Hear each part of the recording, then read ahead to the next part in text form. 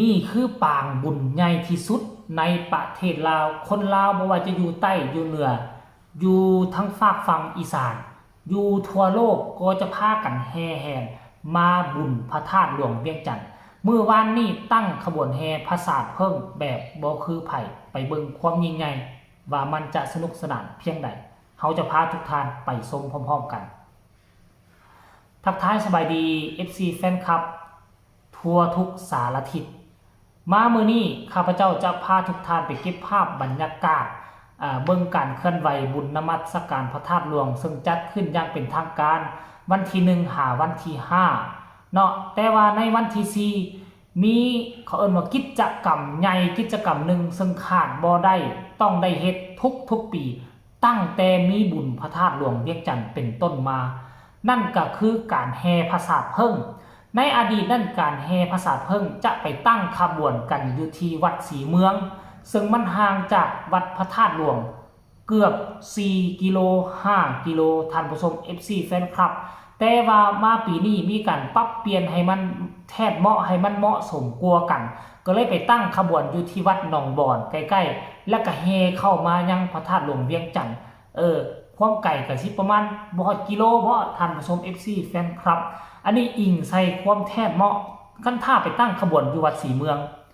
รถติดกันเป็นแถวสัวสิมาฮอดสัวสิจบพิธีแห่พระศาสตร์เพิ่งพุ่นแหละ 5-6 โมงแรงค่ำมืดจืดตาก็บ่ได้แห่พระศาสตร์เพิ่งอ้อมกรมมาเรียนพระธาตุหลวงเวียงจันทน์นี่แหละคือความแปลกหูแปลกตาของงานซึ่งเฮ็ดให้ชาวลาวเฮาทั่วโลกมีการฮักกันกลมเกี่ยวบ่ว่าพี่น้องทั้งภาคฝั่งอีสานปู่ย่าตายายก็ได้สั่งได้สอนเอาไว้เนาะถึงแม้ว่าปัจจุบันนี้เฮาคือชนชาติไทยเฮาเป็นคนไทยแต่ถ้ามีบุญธาตุหลวงยามใดก็แม่นให้ข้ามโขงมาสักการะมากราบมาไหว้ครั้งหนึ่งในชีวิตเด้อว่าซั่นเด้เฮาก็จะได้เห็นความร่วมไม้ร่วมมือระหว่างสองชาติลาวไทยอยู่ในงานบุญพระธาตุหลวงเวียงจันทน์นี่ก็มีเส้นเดียวกันรายละเอียดให้ทุกคนไปชมภาพบรรยากาศแห่พระศาสตร์เพิ่งแล้วจึงมาพอกันในช่วงต่อไป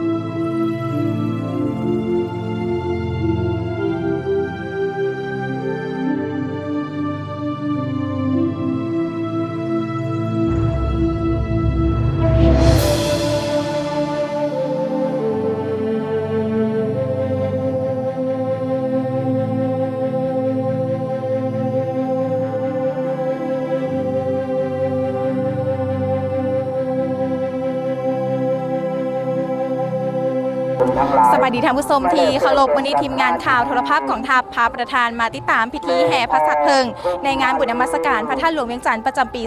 2025 ซึ่งว่าเป็นบุญปางใหญ่ของปวงชนลาวทั้งชาติที่ปฏิบัติสืบทอดกันมาแต่บูหานการเว้ารวมว่าเฉพาะก็คือชาวนครหลวงเวียงจันทน์ของพวกเราซึ่งว่าภาพบรรยากาศจะเป็นอะไรนั้นเชิญประธานติดตามรับชมพิธีแห่พระศาสตร์เพิ่งในงานบุญนมัสการพระธาตุหลวงเวียงจันทน์ได้จัดขึ้นในวันที่ 4 พฤศจิกายน 2025 โดยได้เต้าโฮมกันที่วัดหนองบอนแล้วแห่เข้ามากลุ่มมะเหรียญธาตุหลวง3 ฮอบเพื่อเป็นการสักการะบูชาคุณพระภูมิพระธรรมและพระสงฆ์โดยมีขบวนพระสงฆ์ออกหน้าและการนำผักลาดพร้อมด้วยขบวนมวลชนจากหลายภาคส่วนเข้าร่วมแห่อย่างฟุดฟื้นมวลซืนเต็มไปด้วยความหักแพงสามัคคีของปวงชนลาวทั้งชาติพร้อมทั้งรักษาได้ด้านวัฒนธรรมและฮิตของประเพณีของชาติประเพณีแห่พระศาสตร์เพิ่งเป็นอีกหนึ่งกิจกรรมที่ได้สืบทอดและปฏิบัติกันมาในงานบุญนมัสการพระธาตุหลวงเวียงจันทน์เป็นเวลาดนนานพระศาสตร์เพิ่งที่นำมาแห่นั้นแม่นเฮ็ดมาจากต้นกล้วยและอื่นๆ พร้อมประดับประดาด้วยดอกเพิงเครื่องไส้เซนซอดำบิ๊กเขียนปึ้มเขียนและเครื่องไส้ที่จำเป็นรวมทั้งเงินที่ถูกจัดวางเป็นระเบียบและดัดแปลงเป็นรูปแบบต่างๆซึ่งการตกแต่งปราสาทเพิงนั้นจะมีความหมายและแสดงถึงความอุดมหังมีของประชาชนลาวในแต่ละระยะและประเพณีการแห่ปราสาทเพิงที่จัดขึ้นในทุกๆปี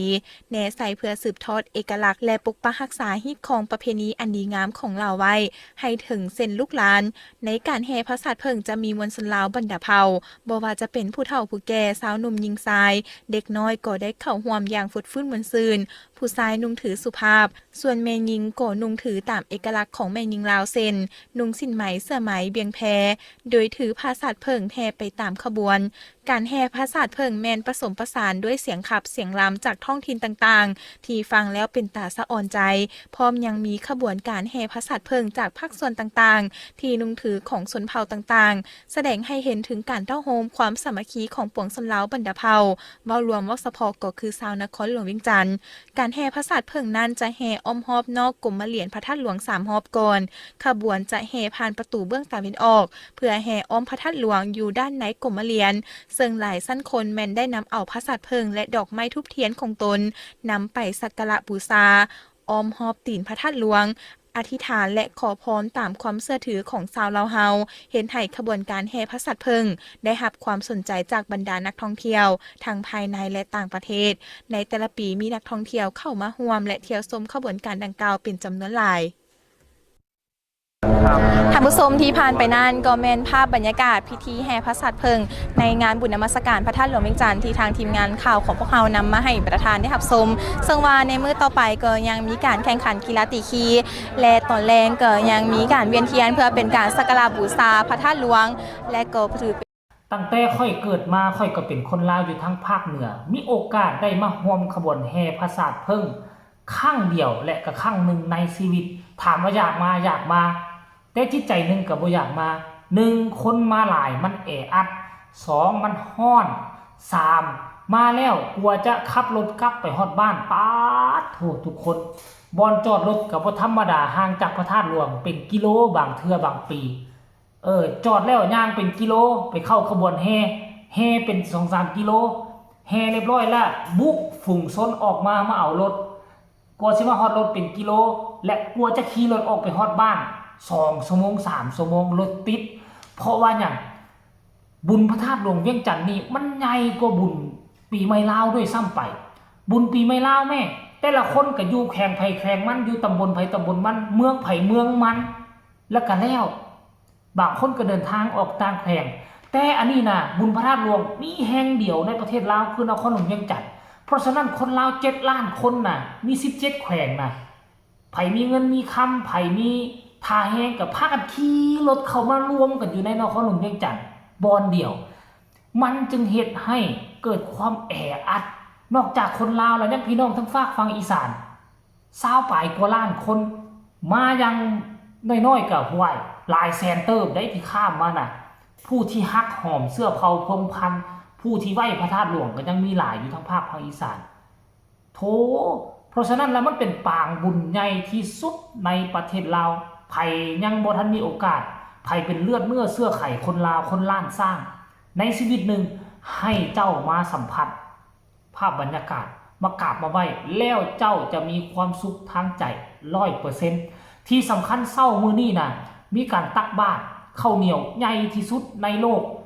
ไผจะมาตักบาตรข้าวเหนียวอยู่พระธาตุหลวงเวียงจันทน์เช้ามื้อนี้ต้องได้ไปปูซาดนอนจองบอนจองที่ใส่บาตรตั้งแต่มื้อคืนนี้พุ่นแล้วรายละเอียดคลิปต่อไปจะมานำเสนอให้ทุกคนก็แล้วกันสำหรับคลิปนี้สบายดี